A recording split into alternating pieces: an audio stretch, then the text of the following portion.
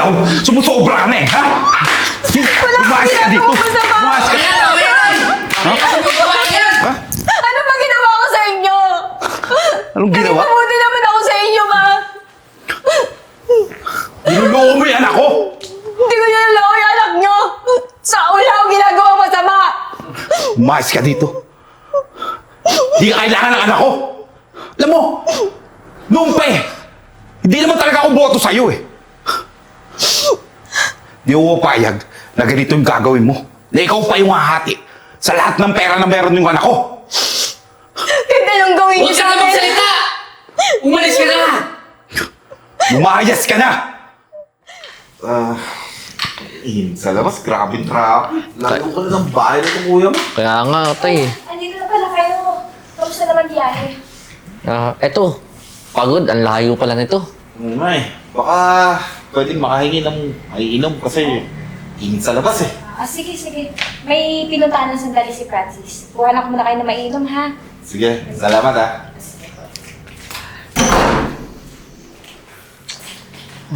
Oh, buti naman, dumating ka na. Dad, Kuya, kamusta? okay naman. Buti na lang na papasyal kayo dito. Kaya nga, hirap palang hanapin itong bagong bahay mo. Kaya kuya, in fairness ang laki ng bahay mo. Baka na talaga eh, no? Siguro naman nagkaintindihan tayo sa yung magkausap tayo sa telepono. Ano muna kayo? Kahit mga ano lang, mga isang linggo, isang buwan. Dito muna kami, medyo magulo kasi sa probinsya eh. Kaya nga kuya. Mahal, okay lang ba kung mag-stay muna sila dito? Oo naman. Mga magulang mo naman yun eh, sa kapatid eh. Okay lang, walang problema sa akin. Nako, Daddy. Tamang-tama yan. Alis sana ako papuntang ibang bansa eh. May meeting kami doon. Kung pwede, kayo nang bahala sa asawa ko ha. Mo ba naman? Siyempre naman, para saan pat pamilya na natin din yan. Kaya nga kuya, tsaka huwag ka mag-alala. Babantayin namin yung asawa mo. At aalagaan namin mabuti yan. Ikaw, huwag ka masyado mag-alala. Saktong-sakto pa yung pagpunta namin dito. Bait naman sila eh. So, paano yun, Daddy? May iwan ko muna kayo dito ha. Asikasuhin ko muna mga gamit ko. Mahal, ikaw nang bahala sa kanila. Oo naman. Paganda mo ng makakain. Okay, sige. Sige, salamat anak ha. Mukhang nagugutom kayo. Paghanda ko muna kayo, ha? Yun ang maganda mong gagawin. Sige. Bilisan mo ha. Okay. Bilis! Kala mo, mabait kami sa'yo Ito, kakain mo lang kutsara. Nasaan ang kutsara? Eto. Magsaserve ka na lang, kulang-kulang pa. Ito lang? Ito lang yung pagkain? Ito lang kasi yung nabili ko sa tindahan eh. Alam mo lang dito kami. Di sana naganda ka na marami. Papakain mo sa amin ngayon. Isang putahe lang. Parehas pang manok.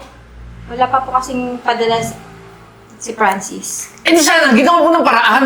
Ano? Kami paggagawa ng paraan para may panluto dito? Di tama yung ginagawa mo eh. Pasala-sala ka eh. Pasensya na kayo ha. Ito lang kasi nakayanan eh, na pera eh. Di ko nga alam eh kung bakit pinatulang ka ng anak ko. Ang dami-dami babae dyan, ikaw pang pinili. Kaya nga eh. Eh parang lola na kita eh. Talagang anak ko eh. Siguro, pera lang ang habol mo sa kanya. Hindi totoo yan. Mahal ko po yung anak nyo. Mahal? Ha? Baka mahal yung pera ng anak ko. Yung mga katulad mong babae, pera lang ang habol mo. Kaya pwede ba? Magkano ba? Hindi matutumbasan ng pera yung pagmamahal ko kay Francis. Ewan ko pa dyan sa kuya mo. Kahit anong gawin nyo sa akin, hindi ko iiwanan yung anak nyo. Kapatid mo. Mahal ko siya, nagmamahalan kami. Huwag mo nga ako niloloko. Hindi mo mabibilog yung ulo ko. Alam mo, ikaw rin yung dahilan eh. Kung bakit umalis sa amin si Francis eh. Maayos ang buhay namin sa probinsya. Binubuhay kami ng anak ko. Tapos ano, sasama ka dito? Ha? Ikaw yung makikinabang sa pera ng anak ko? Wow! Ang galing mo rin eh, no? Tay, gusto ata makihati eh. Alam niyo, sa totoo lang, hindi ko akalain na ganyan yung mga ugali niyo. Ano, yung pinapakita niyo sa akin pag nandito si Francis? Pakitang tao? Exactly! Akala mo ba magiging mabait kami sa'yo? Wala akong ginagawang masama sa inyo. Anong wala? Ha?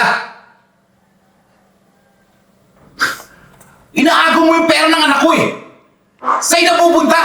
Hindi totoo yan. Tay, hindi lang pera eh.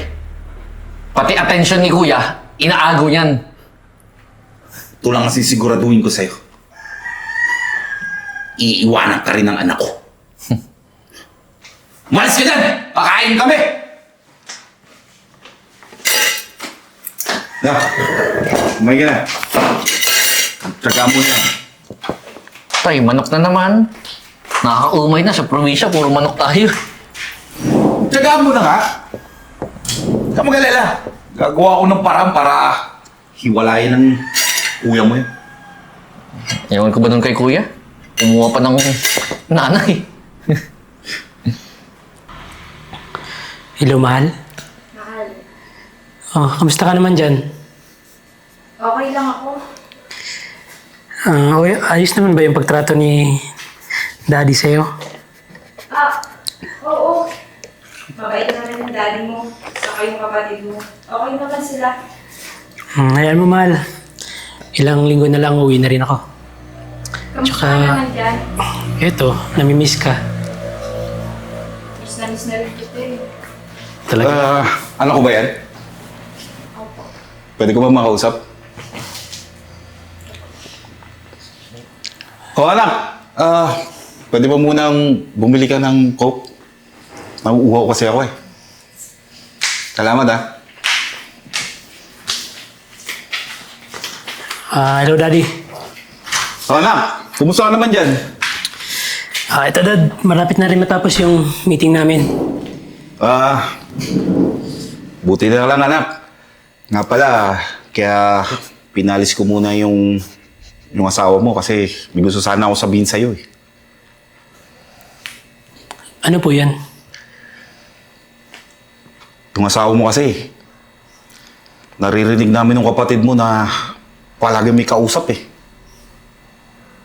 Anak, ayokong isipin mo na sinisiraan ko yung asawa mo siyempre ayoko din naman maglihim sa'yo. Tapos, ang dami pang binibili na hindi ko alam. Basta, pag uwi niya, ang dami pinamili. Iniisip ko lang naman na nahihirapan ka dyan. Tapos yung asawa mo, panay lang yung gastos dito. Dad. Napaka-imposible naman yung sinasabi niyo. Mahal naman po ako ng misis ko eh. Alam ko naman na hindi niyo yung gagawin sa akin. Ang sa akin lang naman, sinasabi ko sa iyo yung totoo. Kung di ka maniniwala sa akin, di ikaw bahala. Alam mo naman, gaano ka namin kamahal na kapatid mo. Siyempre, ayaw namin na masaktan ka. Alam mo, mas mabuti pa siguro, sa akin mo na lang muna ipadala yung panggastos dito sa bahay. Para mabudget ko na maayos kasi kawawa ka.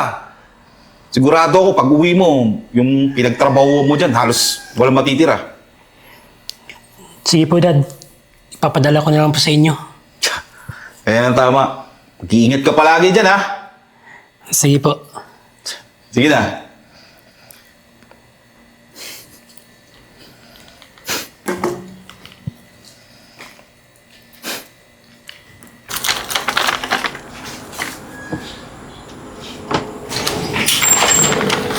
Oh! Laban mo pa yan! Bagal-bagal mo kumilos eh! Uy, katulong! Bilisan mo ah! Tsaka, ang dami pang gawain doon sa loob oh! Isa pa, pagtapos mo dyan, magluto ka na. Nagugutom din sa tatay eh. Naintindihan mo? Bilisan mo ah, gagamitin ka pa yan. Bagal-bagal ka kumilos.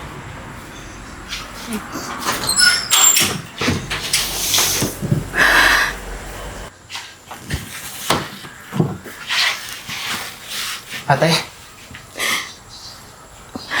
ano ibig sabihin nito? Ano yung ginagawa mo? Tsaka bakit ka umiiyak? Wala, napuwing lang ako. Ate, huwag mo akong gawin tanga. Nakita ko yung nangyari. Inutos-utusan ka ng lalaking yun. Ano nangyayari dito sa'yo? Ano nangyayari sa'yo dito sa bahay? Ate, magsabi ka nga sa akin ng totoo. May dapat ba akong malaman? Hindi ko maintindihan sa kanila eh. Alam ko naman, simula sa pool ayaw na nila sa akin. Kaya kahit anong gawin nila sa akin, tinatanggap ko.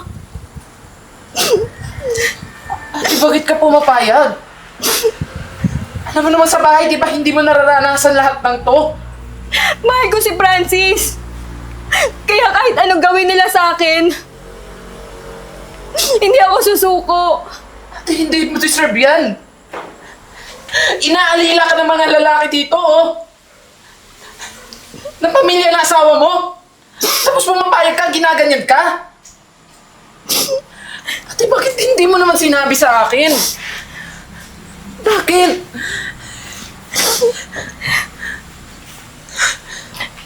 Bakit natatakot ka ba, ha? Natatakot ka ba? Naduduwag ka ba dun sa lalaking yon? Alam ba to na asawa mo? Alam ba ni Kuya Francis, ha? Huwag mo sasabihin sa kanya. Ayoko mag-away sila. Ate, paano hindi? Kailangan niya malaman lahat ng to. Tingnan mo yung itsura mo, oh. Ang pait-pait mo na. Ate, bahala ka. Pero kinakailangan na malaman to ng asawa mo. Hindi pwedeng gaganyan-ganyanin ka na lang. Jay, please. Huwag mo sabihin kay Francis, nakikiusap ako. Ayoko mag-away sila. Ayoko mag-away sila dahil sa akin. Alam mo, ate, hindi ko palalampasin to. Sasabihin ko kay Kuya Francis lahat ng nangyari dito. Sa ayaw at sa gusto mo. Jay, nagmamakaawa ako. Makinig ka sa akin. Huwag mo sasabihin kay Francis. Please, makinig ka sa akin. Ayoko malaman niya. Ano yung nangyayari sa akin dito? Mangako ka sa akin. Bilang ate mo, please.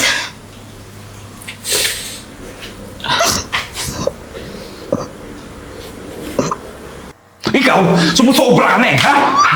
Wala akong Umayos ka dito. ginagawa masama. Umayos ka. Ha? Ano ba ginawa ko sa inyo?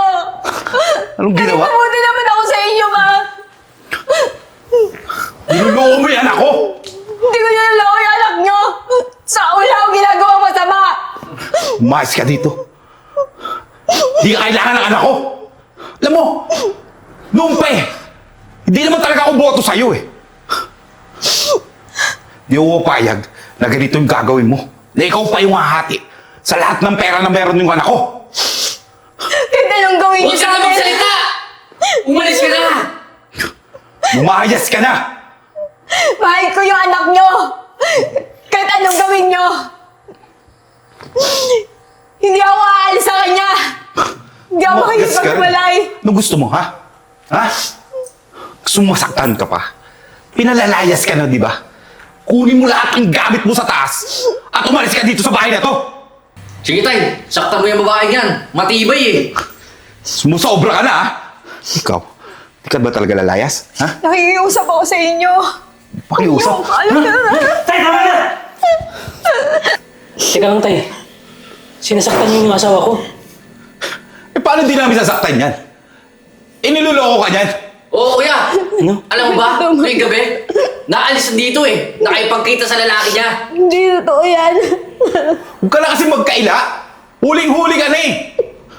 Hindi kami papayag, Francis, na niluloko ka niya asawa mo. Mahal, hindi totoo yun. Huwag ka maniwala. Ano? Maniniwala ka pa rin dyan? Huwag kang tanga! Tsaka isa pa, kuya.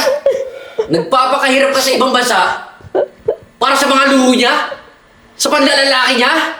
Mag-isip ka naman, kuya. Talaga ba? Ha?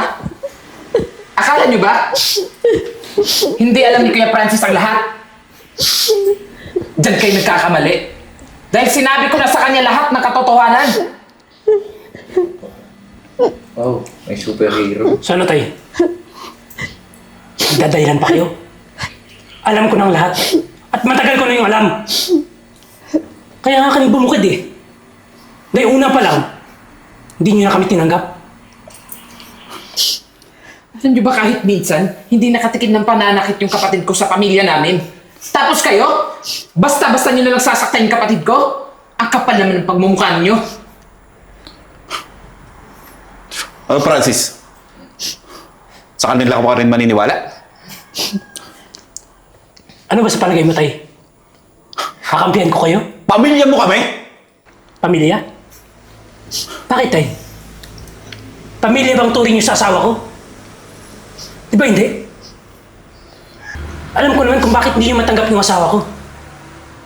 Dahil akala niyo, walang pera, walang silbi.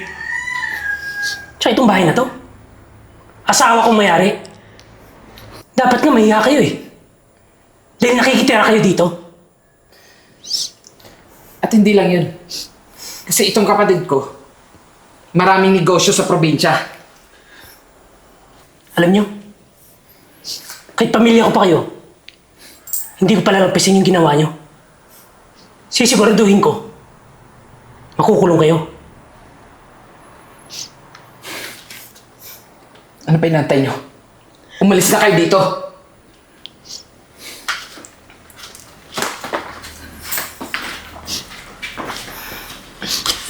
Ate, ayos ka lang ba? Ha? Okay lang ako. Mahal, ako na humingi ng tawad sa'yo dahil sa ginawa ng pamilya ko. Pangako, hindi na ito mauulit. Jay, pasensya na rin pati ikaw naabala pa.